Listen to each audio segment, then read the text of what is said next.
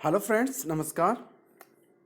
Theatre friends channel में आप सभी का हार्दिक स्वागत है। दोस्तों अपन पढ़ रहे हैं थिएटर के most important multi choice questions, जिसमें से आपने अब तक 210 क्वेश्चन के पढ़ चुके हैं और उनको प्रत्येक पार्ट के रूप में मैंने यहाँ वीडियो बना के डाले हैं। आप उन पार्ट वीडियो को देखकर अपनी तैयारी कर सकते हैं। तो चलो शुरू करते हैं आगे का 211 नंबर का क्वेश्चन कि अक्ष के रूप में चिन्हित छेद का उद्देश्य क्या है। यानी आपको यहाँ पे एक डायग्राम दिख रहा होगा। इस डायग्राम में आप देख सकते हैं कि यहाँ पे एक होल किया हुआ है, एक सीट है, सीट में एक होल किया हुआ है। इस होल में जो चिन्ह है वो दिया हुआ है कि इसका उद्देश्य क्या है। तो जो इस छेद का उद्देश्य मैं अब आपके सामने ऑप्शन रखता हूँ कि क्या उद्देश्य है इनके। पहला, क्रैंक को बंद करना, क्रैक को बंद करना। दूसरा है आसानी से बेंडिंग करने के लिए। तीसरी, अच्छी उपस्थिति बनाने के लिए। और सिरों के बीच निकास की अनुमति देने के लिए। तो इसका जो मुख्य उद्देश्य होता है वो होता है क्रैक को बंद करना। यानी जब आप सीट को मोड़ते हैं तो बीच में एक अगर आप होल कर दोगे सीट के, ये वाला होल कर दोगे, तो इस होल करने से क्या होगा, सीट क्रैक नहीं होगी, यानी फटेगी नहीं। बीच से उसे जब टेंशन पड़ता है, टेंसाइल लोड पड़ता है, तो ये फटने का डर रहता है। तो होल करने से क्या होगा, जो जो लोड होगा वो इधर से बाहर निकल जाएगा और सीट मेटल फटेगी नहीं। तो इसका जो उद्देश्य होता है वो क्रैक को बंद करना होता है। ठीक है, चलो नेक्स्ट क्वेश्चन पढ़ते हैं कि दोषपूर्ण रिवेटिंग का कारण क्या है। यानी एक यहाँ पे आप देख सकते हैं इसमें एक दोष बना हुआ है। इस दोष का उद्देश्य क्या, दोष क्या है कि जो सीट जो रिविट होता है उसका जो सिरा वो इन दोनों सीट मेटल के बीच में आ गया है। तो ऐसा क्यों हो जाता है, तो इसका है प्लेटों के बीच में बर्क आना, बहुत कम बैलेंस देना, प्लेटों का अनुचित जुड़ा होना, बहुत ज़्यादा अलाउंस होना। तो इसका होता है उद्देश्य होता है कि जो प्लेटें होती है वो आपकी उन अनुचित इम्प्रॉपर जॉइंटिंग होती है, इसलिए ऐसा दोष उत्पन्न हो जाता है। तो इसका राइट आंसर सी होगा। ठीक है, फिर साइड किनारे से पहली रिवेट की दूरी कैसे निर्धारित की जाती है। यानी जो सीट का किनारा होता है उसमें जब आप कुछ दूरी छोड़कर एक रिवेट लगाते हैं तो उस दूरी को आप कैसे मेजर करोगे, तो उसका क्या फार्मूला होता है। तो ये फार्मूले आपको रटने पड़ेंगे। तो इसका जो फार्मूला होता है वो होता है कि 2 इंटू रिविट का व्यास, यानी ये 2 नंबर का फार्मूला होगा, 2 नंबर का आंसर होगा बी कि 2 इंटू रिविट का व्यास। यानी उससे को जो रिविट का व्यास है, जैसे आपकी रिविट का डाया मान लो 10 है तो उसको 2 से गुणा कर दो तो 20 हो जाएगी। तो 20 mm की दूरी किनारे से छोड़कर आप रिवेटिंग कर सकते, फिर अगली दूरी, फिर 20 mm दूरी छोड़कर आप रिवेटिंग कर सकते हैं। इस तरह इसका फार्मूला निकाल कर अपन उसकी दूरी को मेजर कर सकते हैं। ठीक है, फिर है अगला क्वेश्चन, हाथ कतरनी मशीन में अक्ष के रूप में चिन्हित भाग का नाम बताएं। यानी एक आपके यहाँ पे आपको एक वो शेयर मशीन दिखाई गई है, इसमें एक अक्ष के रूप में चिन्हित पार्ट का नाम है। तो इसको बताना है कि इसको क्या बोलते हैं, क्लैंप बोलते हैं, लीवर आर्म बोलते हैं, निचला ब्लेड बोलते हैं, या ऊपरी ब्लेड बोलते हैं। तो इसका आंसर होगा डी, ऊपरी ब्लेड। ये ऊपरी ब्लेड होता है, आप देख सकते हैं यहाँ पे ऊपरी ब्लेड ही होता है। इस ऊपरी ब्लेड के द्वारा ही अपन किसी और निचले ब्लेड के द्वारा दोनों को मिलाकर अपन शीट मेटल की कटिंग करते हैं। ठीक है, उसके बाद है शीट मेटल वर्क में स्टेक का लाभ, क्या लाभ है। यानी शीट मेटल वर्क है, इसमें स्टेक का लाभ क्या होता है। ठीक है, तो जो शीट मेटल होता है उसमें स्टेक का आपको लाभ पूछा है कि उसका लाभ क्या होता है। जो स्टेक होता है ना, जो नीचे सबका काम करता है, वो तेज कतरन कार्य करता है, सपोर्टिंग का कार्य करता है, नुकसान से बचाता है। यानी इसका जो मुख्य उद्देश्य होता है वो सपोर्टिंग करने का कार्य करना होता है। नीचे सपोर्ट मिलता है उससे ही और शीट मेटल पे ऑपरेशन का कार्य किया जा सकता है। ठीक है, फिर रिवेटिंग के रूप में अक्ष से रूप में चिन्हित उपकरण का नाम है। यानी आप एक यहाँ पे देख सकते हो, एक टूल लगा है, ये 2 टूल, ये टूल, इस टूल का उद्देश्य क्या, इसका क्या बोलते हैं इस टूल को, डोली, रिवेट सेट, फोल्डिंग टूल या कोकिंग टूल्स। तो इस टूल्स को अपन बोलेंगे कोकिंग टूल्स। डी, डी इसका आंसर होगा कोकिंग टूल। इसका नाम क्या होता है, कोकिंग टूल। ये क्वेश्चन पूछते हैं तो आप इसका ध्यान रखें, इसको कोकिंग टूल बोला जाता है। फिर है इस रिविटिंग में क्या दोष, यानी आपके सामने एक डायग्राम दिया है और उसका दोष पूछा है कि इसमें दोष क्या। आप दोष दे सकते हो, समझ देखते समझ में आ रहा है कि ऊपर वाला हिस्सा छोटा है इसका,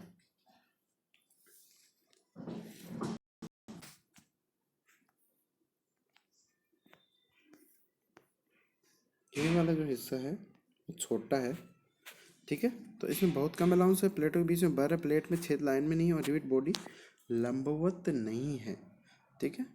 तो इसका जो उत्तर होगा वो होगा आपका ए, इसमें बहुत कम अलाउंस दिया गया है, ठीक है।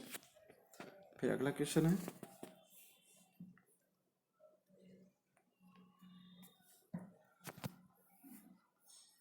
रिवाइज्ड एज प्लेट को दबाकर दर व तंग संयुक्त बनाने के लिए किस उपकरण का उपयोग किया जाता है। यानी फ्लूइड टाइट जॉइंट बनाने के लिए आप जो रिविट के एज होते हैं उसमें प्लेट को दबाने के लिए आप किस टूल का उपयोग करते हैं। तो अपन ने अभी पहले देख चुके हैं चित्र में, जिस टूल का अपन यूज कर रहे हैं उस टूल को अपन इसमें फुलरिंग टूल बोलेंगे, जो फ्लूइड जॉइंट्स रिविटिंग करने में काम आती है, ठीक है।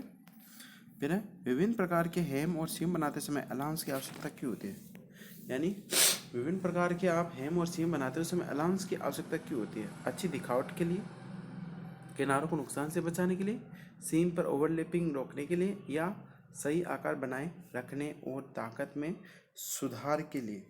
किस लिए करते हैं अपन, तो उसके बारे में आपको यहाँ बताना है। तो सही आकार बनाए रखने और ताकत में सुधार के लिए ही अपन अलाउंस देते हैं, ठीक है। फिर नेक्स्ट क्वेश्चन, जोड़ और शोल्डर के लिए कौन सी धातु की सीट सबसे आसान होती है। यानी जब आप जॉइंट को सोल्डरिंग करते हैं तो कौन सी धातु की सीट उसमें सबसे आसान होती है। वो टिन प्लेट होती है, या लीड होती है, या गैल्वेनाइज्ड आयरन होती है, या स्टेनलेस स्टील होती है। तो जो होगी इसमें सीट आपकी वो टिन वाली होगी, जो सबसे आसान सीट होती है जॉइंट बनाने में, ठीक है। तो इसका आंसर होगा टिन प्लेट, ठीक है। फिर अगला क्वेश्चन पढ़ते हैं, सीट मेटल के काम में कौन सी धातु बहुत नरम और भारी होती है। यानी सीट मेटल के काम में कौन सी धातु बहुत नरम होती है और परंतु भारी होती है। तो सीट मेटल के कार्य में जो धातु बहुत सॉफ्ट और हैवी होती है वो आपकी ये लेड वाली होती है, ठीक है। तो इसका जो आंसर होगा वो आपका होगा लेड, ठीक है, यानी सीसा, ठीक है। नेक्स्ट क्वेश्चन, कौन सी धातु की सीट पानी और मौसम के संपर्क को झेल सकती है। यानी जिसपे पानी और मौसम को इफेक्ट ज़्यादा नहीं होता है, वो कौन सी सीट होती है। वो सीट जो होती है वो आपकी कौन सी होती है, तो वो होती है black iron, copper seat, stainless या जस्ता गैल्वेनाइज सीट होती है, जीआई की सीट बोलते हैं जिसको। इसका राइट आंसर डी होगा। फिर है, रिवेटिंग ऑपरेशन में ड्रिफ्ट का उद्देश्य क्या है। रिवेटिंग में आप जब ड्रिफ्ट का क्या उद्देश्य होता है, यानी ड्रिफ्ट का उद्देश्य क्या होता है, सिवेट को पोजीशन में रखना, धातु से धातु का जोड़ बनाना, रिवेट करने वाले छिद्र को एक छिद्र में रखना और रिवेट सिरे को नुकसान होने से बचाना। तो इसका उद्देश्य होता है रिवेट करने वाले छिद्रों को एक छिद्र में रखना ही ड्रिफ्ट का उद्देश्य होता है। तो इसका आंसर होगा सी, ठीक है। फिर है, रिवेट में अक्ष के रूप में चिन्हित टूल का नाम था। एक टूल दिया है, इस टूल का नाम क्या होता है। इसको ड्रिफ्ट बोलते हैं, रिवेट स्नैप बोलते हैं, या कॉकिंग टूल बोलते हैं, या फोल्डिंग टूल बोलते हैं। तो अपन ने पिछले एक छोटा टूल जो आगे बहुत ही पतला होता है उससे अपन ने नाम दिया था अभी तक वो कॉकिंग टूल, और ये जो टूल होगा ये आपका कहलाता है फोल्डिंग टूल, ठीक है। इन दोनों में अंतर क्या होता है, जो कॉकिंग टूल होता है वो कैसे बना होता है, ऐसे करके आगे से तीखा बनाया जाता है, ठीक है। और जो फोल्डिंग टूल होता है वो क्या होता है, ऐसे बराबर बनाया जाता है, ये ऐसे। तो ये होता है कॉकिंग और फोल्डिंग में अंतर, ठीक है।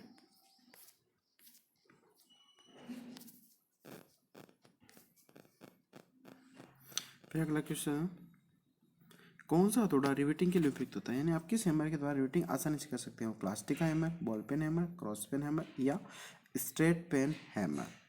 तो जो हैमर होता है वो सबसे आसान हैमर जो होता है वो बॉल पेन हैमर होता है, ठीक है।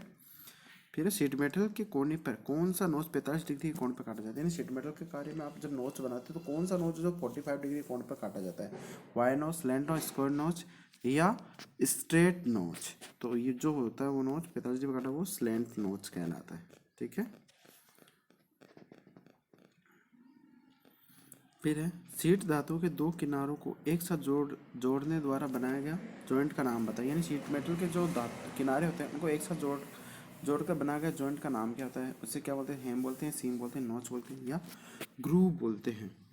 तो वो आपका जो होता है वो आपका सीम कहलाता है, उसका आंसर होगा सीम, ठीक है। फिर है पाउडर के रूप में सोल्डरिंग के लिए इस्तेमाल किया जाने वाला फ्लक्स कौन सा है, यानी पाउडर के रूप में जो सोल्डरिंग करते समय जो आप फ्लक्स यूज करते हैं जो गर्म करते समय उड़ जाता है, तो वो कौन सा आपका फ्लक्स होता है, उस फ्लक्स का आपको यहाँ पे नाम पूछा गया है। तो जो उड़ जाता है गर्म करते हुए वो आपका फ्लक्स होता है अमोनियम क्लोराइड, उसका आंसर राइट होगा, ठीक है। फिर है इस सीम के प्रकार का नाम दे, यानी एक आपके सामने जॉइंट्स दिया है, सीम दिया है, इसका नाम देना है, ये लैप सीम है, डबल सीम है, ग्रूव्ड सीम है या डबल ग्रूवडेड सीम है।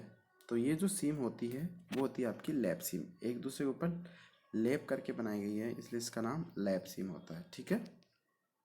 अभी जॉइंट में देख सकते हैं एक दूसरे के ओवरलैप की हुई है इसलिए इसको लैप सीम बोला गया है, ठीक है।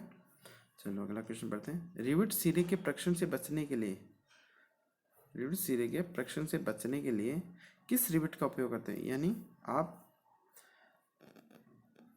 प्रोजेक्शन ऑफ रिवेट यानी avoid to projection of rivet head, यानी रिवेट हेड के प्रक्षेपण से बचने के लिए, उसका प्रोजेक्शन से बचने के लिए आप किस रिवेट का उपयोग करते हैं, यानी आपको प्रोजेक्शन नहीं बनाना है तो आप किस रिवेट हेड का प्रयोग करोगे, किस रिवेट का उपयोग करोगे, पैन हेड रिवेट का, स्नैप हेड रिवेट का, कॉनिकल हेड रिवेट का, काउंटर संक हेड रिवेट, समझ में आ गया होगा। हेड अगर नहीं बनाना तो अपन काउंटर संक हेड रिवेट का उपयोग करें, यानी जिसका ऊपर मुंह नहीं बनाना हो तो वो समय काउंटर संक हेड रिवेट का उपयोग करते हैं। तो दोस्तों अपने अभी तक टॉप 20 क्वेश्चन हो चुके हैं, इसके लिए इतना ही। अगले क्वेश्चन अपन अगले वीडियो में पढ़ेंगे। आप इस चैनल को लाइक करें, शेयर करें, सब्सक्राइब करें और अपने दोस्तों से भी बताएं और आप इनको नोट करें और अच्छे से तैयार करें। मेरी आपको बहुत बहुत शुभकामनाएं। मिलते हैं अगले वीडियो में, तब तक के लिए बहुत बहुत धन्यवाद।